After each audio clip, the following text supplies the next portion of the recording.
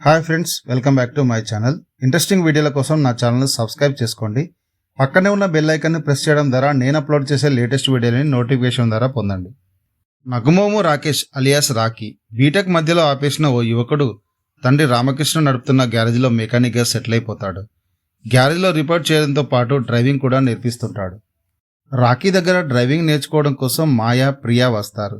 Rocky చదువుకునేటప్పుడు తన మనసుకు దగ్గరైన అమ్మాయే ప్రియా, తన స్నేహితుడి చెల్లెలు కూడా. వీరిద్దరి మధ్య ప్రేమైన మొదలు అనుకునే లోపే నాటకీయ పరిణామాలతో కళాశాల వదిలేయాల్సి వస్తుంది. రాకీ డ్రైవింగ్ స్కూల్ కారణంగా చాలా రోజుల తర్వాత మళ్ళీ కలిసిన ప్రియా గురించి రాకీకి తెలిసిన కొత్త విషయాలేమిటి, ప్రియా కోసం రాకీ ఏం చేశాడు, వాళ్ళిద్దరి జీవితాన్ని మాయ ఎలా ప్రభావితం చేసింది తదితర విషయాలన్నీ తెరపైన చూడాల్సింది. సినిమా ఆరంభంలో సన్నివేశాలన్నీ రొమాంటిక్ కామెడీ సినిమానే తలపిస్తాయి. కానీ ఆ తర్వాత అనూహ్యంగా జానర్ మారిపోయిన అనుభూతి కలుగుతుంది.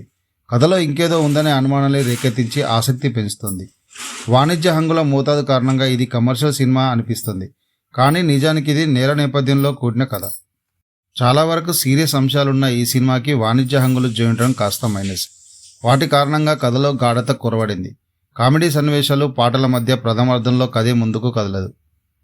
పాత్రలు నడుచుకునే విధానం మొదలుకొని కథలో చోటు చేసుకునే పరిణామాల వరకు ఏవీ సహజంగా అనిపించవు. దాంతో ప్రేక్షకుడు కథలో లీనం కాలేడు.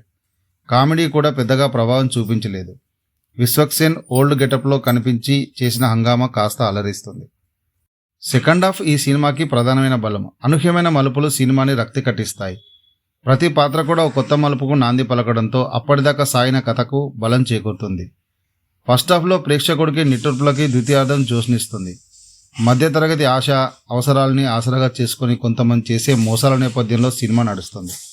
సాంకేతిక పరంగా సినిమా ఉన్నతంగా తీశారు. నేపథ్య సంగీతం కూడా చిత్రానికి ప్రధానమైన బలం. ఫస్ట్ హాఫ్ చాలా స్లోగా సాగుతుంది. సెకండ్ హాఫ్ పర్లేదనిపించింది. ఓవరాల్గా సినిమా ప్రేక్షకుల్ని అలరించిందనే చెప్పవచ్చు.